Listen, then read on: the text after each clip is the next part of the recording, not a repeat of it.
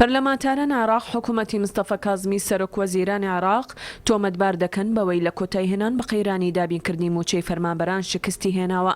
دەیەوێت لە ڕێگەی یاسای وەرگرتنی قەرزەوە کە بۆ ئەنجومەنی نوێنەران نێردراوە پەرلەمان سەرقاڵ بکات بۆ دۆزینەوەی کەموکوڕیەکان و چارەسەری دەربازبوون لەم قەیرانە گەورەیە. حکوومەت و وڵات تێکەوتون لە ئەنجامیشدا ناکۆکی لە نێوان هەردوو دەسەڵاتی یاسادانان و جێبەجێکار دروست بووە. ئەو لێدوانانەی پەرلەمانتاران دوا بە دوای لێدوانێکی نوێی عالی عەبدولئەمیر عەلاوی وەزیری دارایی عێراق دێت کە لە ڕێگەی بڕیار نەدان بە یاسای قەرز بەرپرسیارەتی دواکەوتنی موچەی خستە ئەستۆی پەرلەمانەوە و لە لێدوانێکیدا بۆ ڕاگەیاندنە عێراقیەکان ئاماژەیدا. هەر کاتێک لەلایەن پەرلەمانەوە بڕیار لەسەر یاسای قەرز وەرگرتن درا ئەوە دەستبەجێ موچەی فەرمانبەران خەرج دەکرێت. عەلاوی جەختی کردەوە پەرلەمان ئاستێکی دیاریکراوی بۆ قەرزی یەکەمی ناوخۆیی داناوە کە بڕەکەی 15 تریلیۆن دینارە.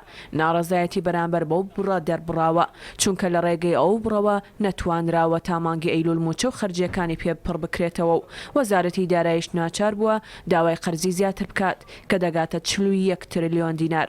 تاوەکو سەرجەم کورتێنانەکان لە موچە و خەرجی تایبەت بە هاوردەی کارەبا، بنزین، قەرزی دەرەکی و پاڵپشتی جوتیاران و هەروەها پسوولەی ماگانەی پێ بدرێت.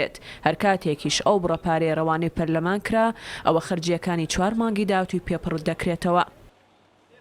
بەگوێرەی ئامارە حکوومیەکان عێراق وڵاتەکە پێویستی بە نزیکەی 5 میلیارد دۆلاری مانگانەیە بۆ ئەوەی لە ڕێگەیەوە موچەی فەرمانبەران و خانەنشینان و هەروەها سوودمەندبووانی چاودێری کۆمەڵایەتی پێ بدرێت کە ژمارەیان زیاترە لە 10 میلیۆن کەس لە کاتێکدا کە داهاتی عێراق لە نەوت سنووری 3 میلیارد و 400 میلیۆن دۆلاری تێنەپەڕاندووە.